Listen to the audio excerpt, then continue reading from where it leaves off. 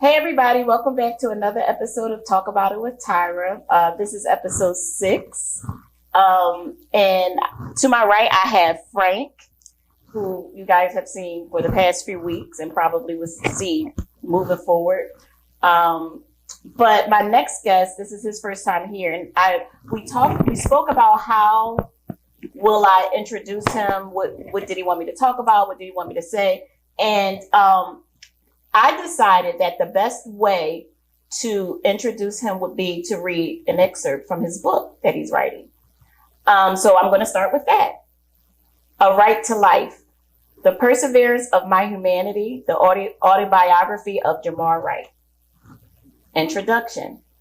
Every life begins with a breath, but not every life begins with a promise. Some are born into comfort, others into conflict.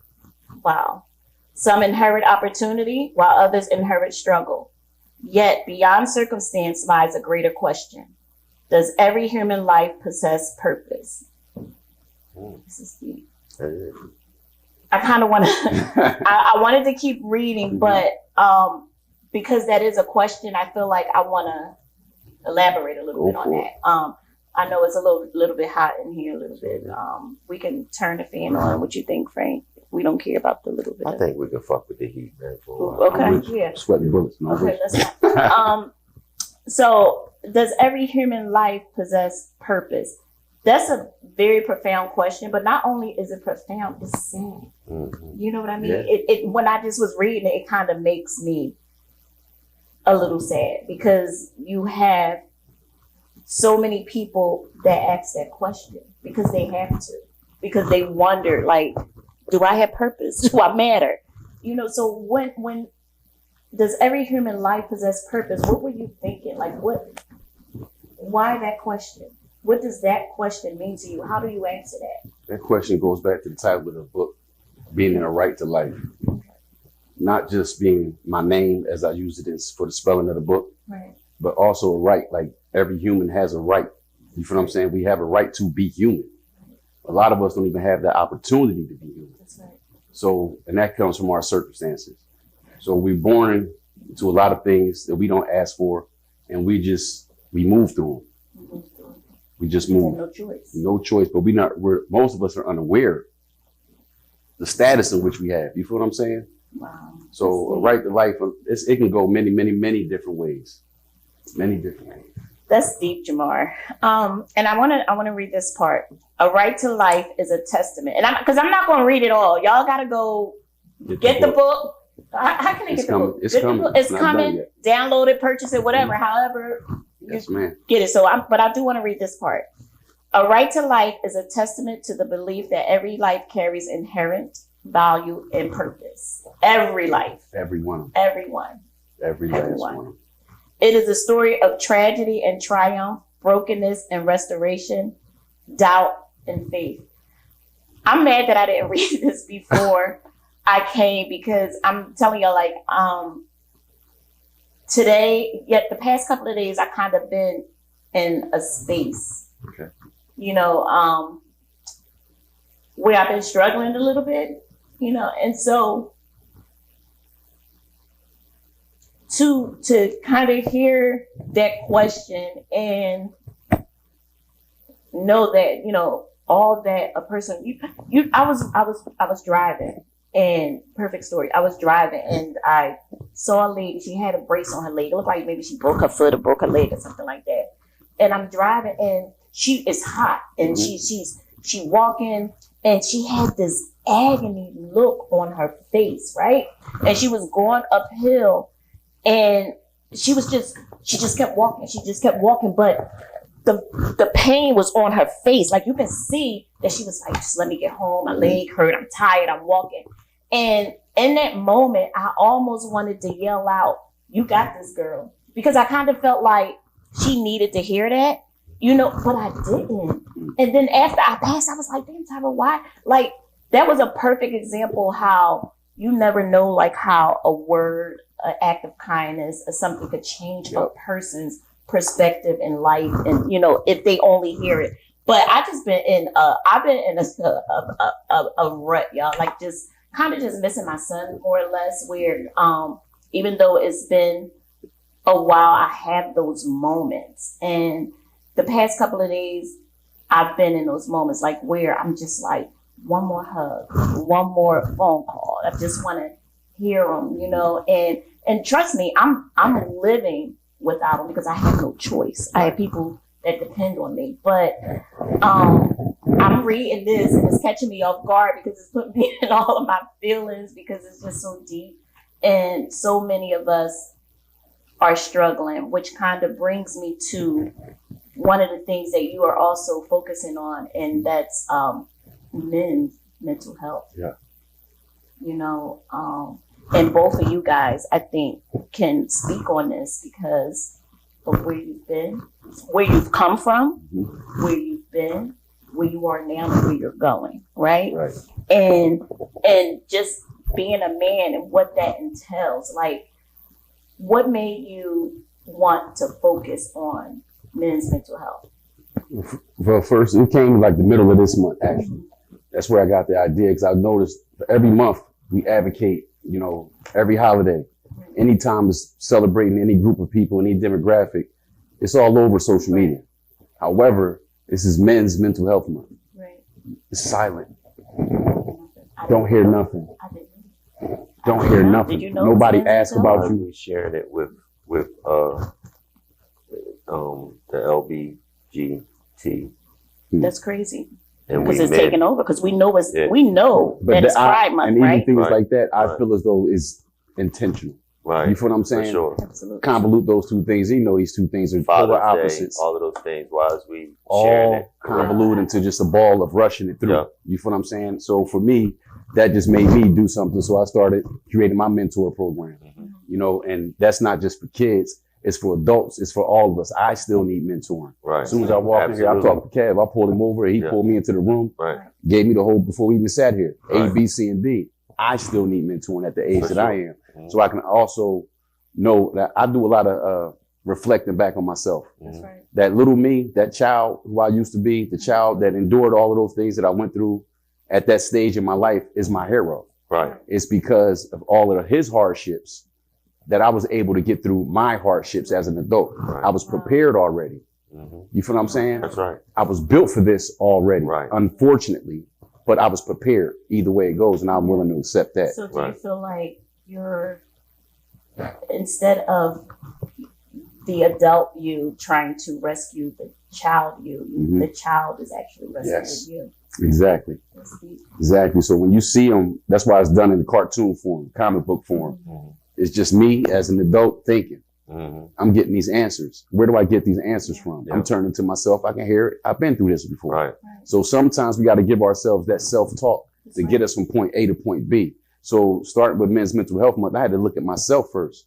This month has been the craziest month for me since I've been home. Right. It's been hectic, hell and high water, but I'm Right. realizing that ain't just me. But that's Right. because, you know, do you guys know that happens when you're growing, 100%. when you're elevating, because everybody can't go with you, For right? sure. Yeah. That's just the fact I'm of the glad matter. you said that. That's just the fact of the matter. Like, everybody can't. Yeah, so I think, like, have you struggled with, Yeah. of course, absolutely. Yeah. Same for you too, right, Frank? You know For what it sure. is for me? Like, it's realizing that I'm struggling, realizing that I'm really going through something, realizing that I need help, and then being willing enough or accountable to myself to say, I need to do something about this. What was your aha moment? Because I think we all, whenever we start to do something, I feel like we all have an aha moment when we just be like, okay, I'm sick of this, I'm tired of that, this is what I need to do. Like, what happened? Did anything happen where as though you were like, okay, I have to do this? What was your moment? Your deciding factor? I had so many of those moments. It depends on which one, you know, like relating to mental health. Yeah. That's always been something that's been on my mind. I just haven't voiced it. And because we just don't touch enough on it, especially in our community with our Mhm. Black men, right? Yeah. Because I feel like, and I don't know, I'm not a man, but I feel like you guys have so much to carry, right? And you know, like taking care of your families, providing your kids, just the world, Right. you know, not just what goes on in your home, but then outside. Like, And I feel like a lot of you guys are just made to feel like this is just what you have to deal with. You can't cry about it. You can't give in. You have to just keep on. So I actually just had that conversation with a friend of mine, right?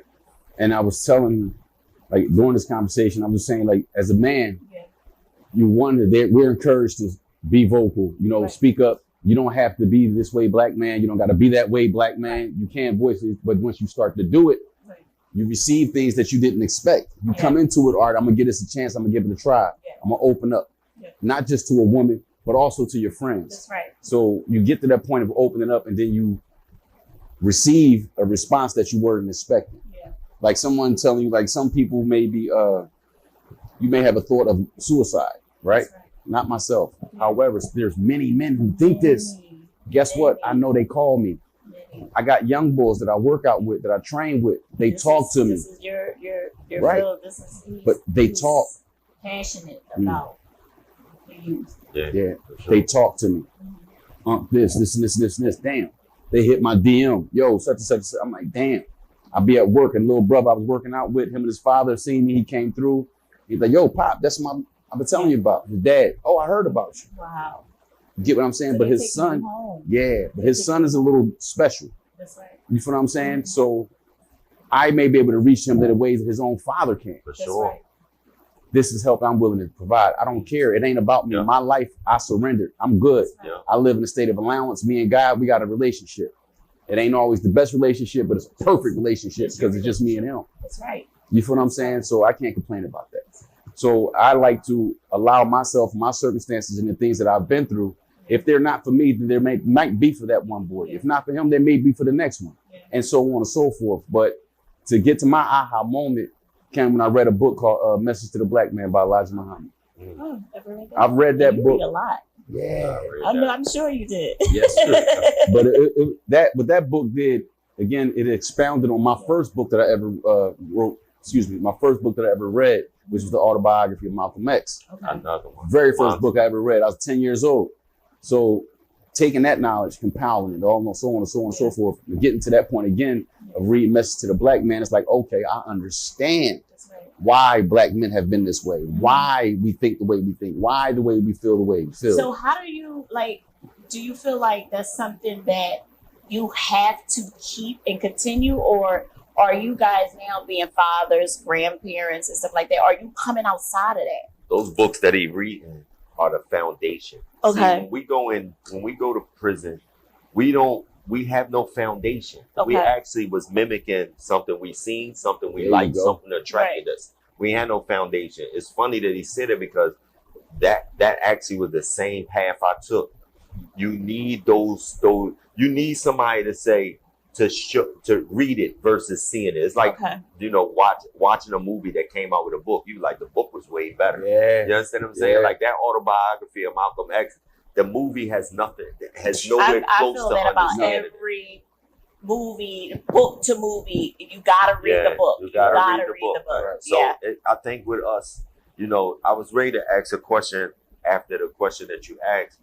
What was the first time that you realized, I'm actually a man, I could do this, when you came home? Because I know when you came home, like you said, you are afraid, not because you can't fight or because you're afraid of violence. That has nothing to do with it. Right. Prison is more mental than anything. People just don't understand it. You're afraid Those books that he received, they were the first sword and shield that he needed to go through the rest of that. He didn't need anything else because he was already. I'm a black man. Look at it that way. I don't need to go read the book. I'm a black man. I don't need to fight you about nothing because I can talk to you. Communication is key. Yeah. Most of the time, that's what's wrong with our children right now. They don't know how to communicate their anger. Right. So they say physical is the first thing. Look at them two young ladies. The one young lady just got killed. Right. You know what I mean? So y'all could have dealt with that totally different. Yeah. But again, I definitely don't want to cause any kind of backlash on us about talking about something like that. But just in terms of listening to him, even the human part, when we in there, you understand, ain't no such thing as a color. No. If we take the color away, who are you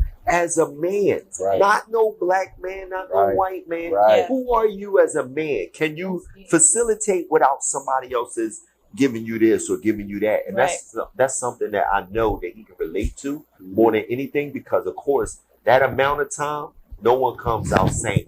And at that age, like your informative years. For sure. Informative years. Like, but a lot of people don't know that those years are the most important. We're learning that without the balance structure of having a woman. I don't care if you got a girl calling you and visiting you. That don't have nothing to do with the complete interaction that we need with the female to say whether we can hone our emotions, because everything is through writing. I'm sure that he writes like a mother fricker. You know what I'm saying? Like I'm sure of it.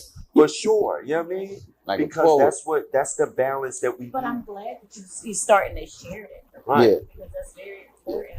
I feel like sharing and talking about it, like even in just these conversations here, that's therapy, that's healing. Well, real men aren't stingy. That's a fallacy. Yeah. We want we want the next soldier to step up. You know what I mean? You see those shows that they put out like easier, man. What was those that they did it on, like Wakanda? Yeah, Wakanda Forever. You seen that? Like they want you to build up and be that next soldier or that next warrior to be it, especially the family that he come from. All of them was always helping and making sure that they was able to be able to teach us how to be men. We just didn't see it back then.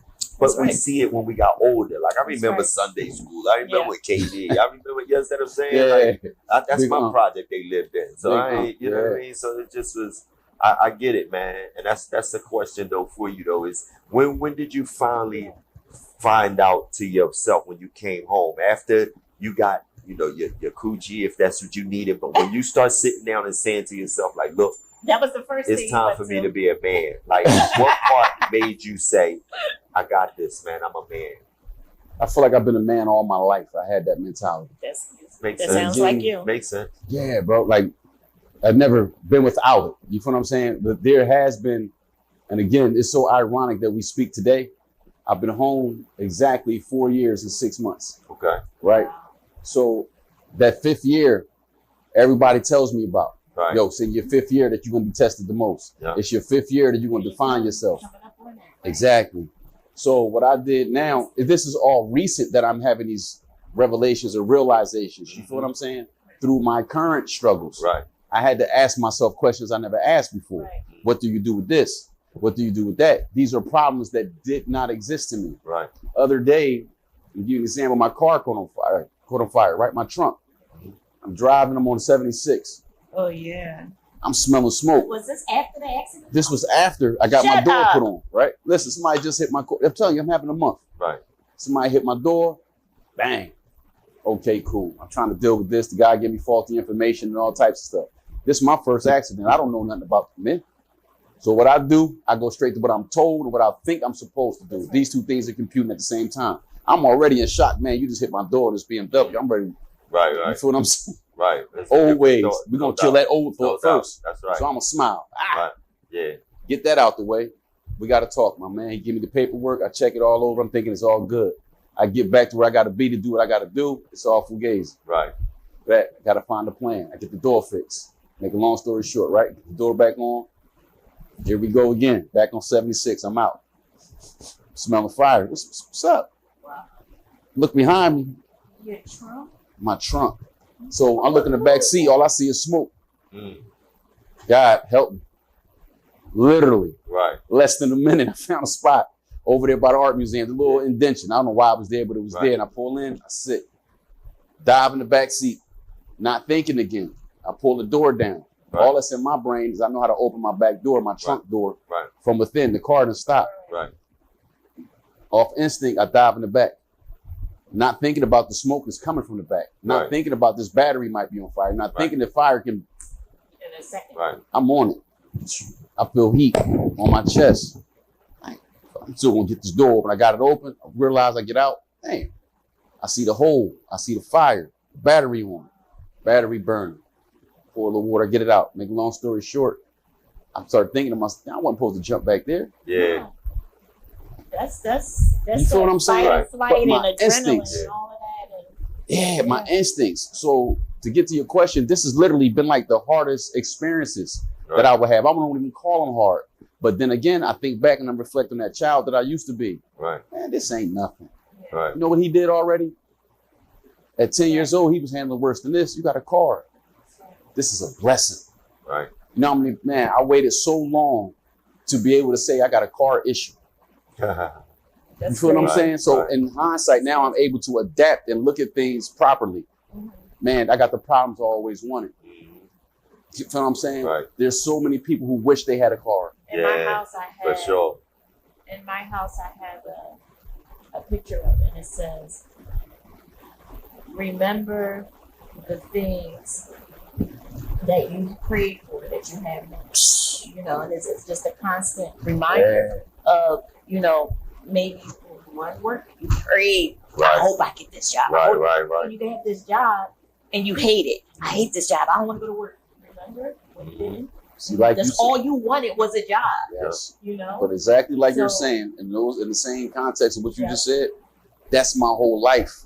I live with God 24/7. Everybody that knows me know that's all that's on my mind. I'm on God time, all the time. So that's the only entity that brought you through that slavery that you went through. I tell them that if you look at all our podcasts, I always speak it. I don't care what name you put on it. It's not that. If you don't know your creator, bro, and you only get there because you've been at the bottom so far and there was no faces that came and helped. There was no phone calls. There was no nothing. I only can reach up and pray. So I feel you. You understand what I'm saying? That's what a lot of us don't understand. Again, that same car, I've had those conversations with God. When I get to the point of, again, like you said, realization, hold up, I got to remember the things that I prayed for. Right. Yeah. So guess what? This is a part of everybody see that then you had life. You did this amount of time. You was away here. Yeah. All I see is, man, I'm in heaven every day. Yeah. Every day. That's right. Why am I in heaven every day? I received the things that I prayed for more than anything else. Yes. Right. So could you imagine what it's like to receive something that you prayed for more than 20 years? Yeah, for sure. If your parent gives you something as a child and you want it just because you was waiting for it since your birthday, you elated. You get something for Christmas that you wanted a couple months ago. You're elated. So imagine when you finally realize, hold on, I got the thing I've been praying for more than anything else in my life. At that time, it just seemed so far-fetched. It seemed, what? But I never doubted it. Especially when you're in there, you're on it. You know, a lot of people don't know. You don't even know if you're on your way out the door. That's right. You know what I mean? They can say you this is my minimum or this is when it's time, but that don't mean they gotta let you out. They ask you when you walk in that door. Yeah. Where you want your body. That's right. That's right. Yeah. And they ain't even saying that because you got life. They saying that to a person. They saying that to a person that might got a 1 to 2. It ain't about the time. It's just that's what they anticipate. Because that's the only thing that's guaranteed. And just think of it not even on a physical level where you want your body, mentally. Where you want, because everybody don't come out sane. Yeah. It's not that easy to walk out sane, man. Especially during the time you guys were booked. Like, to be that young and do that time and then come back, like, I don't know nothing about the iPad years. I've never seen an iPad. Well, I just left when they started. Yeah, I was one of the first groups that had them. Right. When they first started, they came through the jails with the MP3s. on social media and everything. Yeah, I see it. It's blowing my mind in a little bit of time that I've been away. Yeah. But what they're doing, what a lot of us don't realize is, guess what they're doing though? See, we all see the social media part now. They're on social media. Now they got tablets. Now they got MP3s and so on and so forth. But, however, when you're there, all that was in my mentality, I would never. Yeah. I had old heads telling me, man, you don't need no remote for your TV. Yeah. You don't need no flat screen TV. You don't need that tape. Yeah. All that was a distraction. Yeah. I didn't see it that way. So, in other words, chances are you won't come out and be right back because you're doing the same shit. You're not elevating. You're not elevating, like, because you guys had the opportunity though to grow. Like he's saying, he had like his OGs in there reading, stay focused. But how they gonna read when they got flat? That's what I'm saying. So they do. They try to put books. They don't even know how to write. They don't know how to write. There you go. I'm glad you said that. Because you're not using. So let me ask you, discuss with you, right? When you talk, I ain't gonna ask you no questions, but like you was mentioning, like being a man now. When you realize you want to get to that stage, guess what? So, like you said, it ain't always about fighting. For sure. It's about the mentality, right? Absolutely. But also, while you're there, you're fighting for so much more. You're fighting to hold on to your humanity. Yeah. So when we start talking about men, what are we using to justify, to measure these men? You feel what I'm saying? Are we measuring men by violence? Right. Are we measuring men by their willingness to defend or protect? There's a difference. Yeah. So once upon a time, when men went to prison, it was for the movement. It was for our community. They did something for somebody. These were guys that they stand-up guys. They was fighting the police. Right. So on and so forth. When they come home, they were rewarded because you stood for the people. Right. People have a misperception nowadays to think that everybody that goes to prison is supposed to come home to this reward. You only deserve the things you earn. You're not one of them. Right. You're not a man. Yeah. So I had to learn quickly there's a difference between males, boys, and men. That's right. You feel what I'm saying? Right. A male could be anything. Boy is a young man. Man is man. That's right.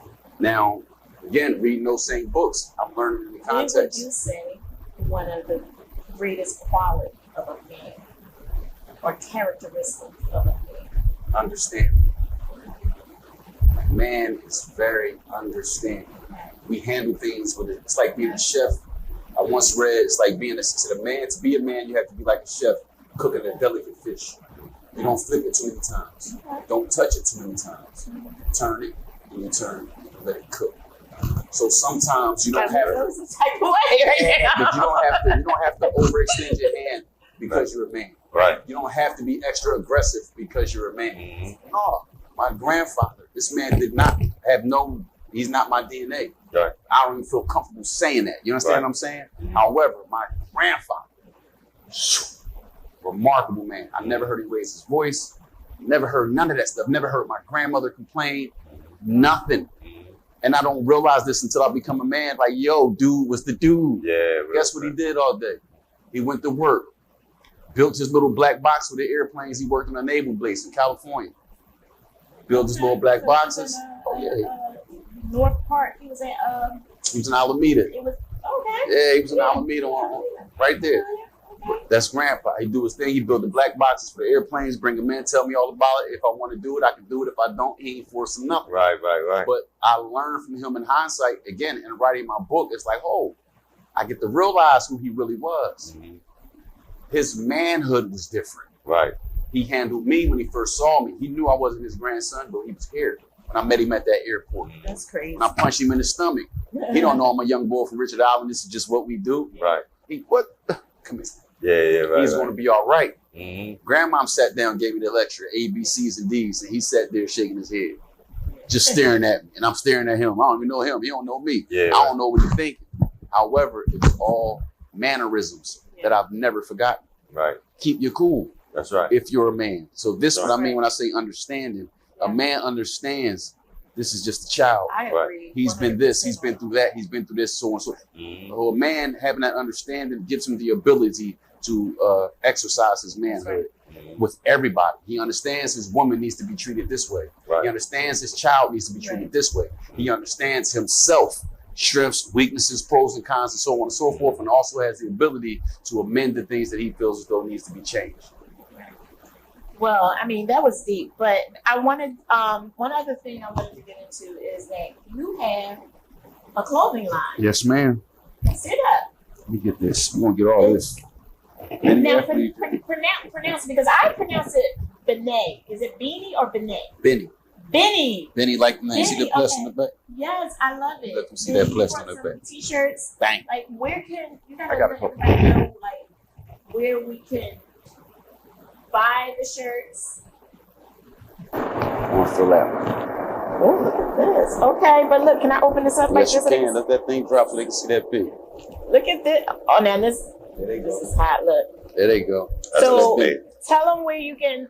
Let me tell you about it first. This is good quality too. Yes, ma'am. Top of the line. Yeah, the name real quick before we haven't told.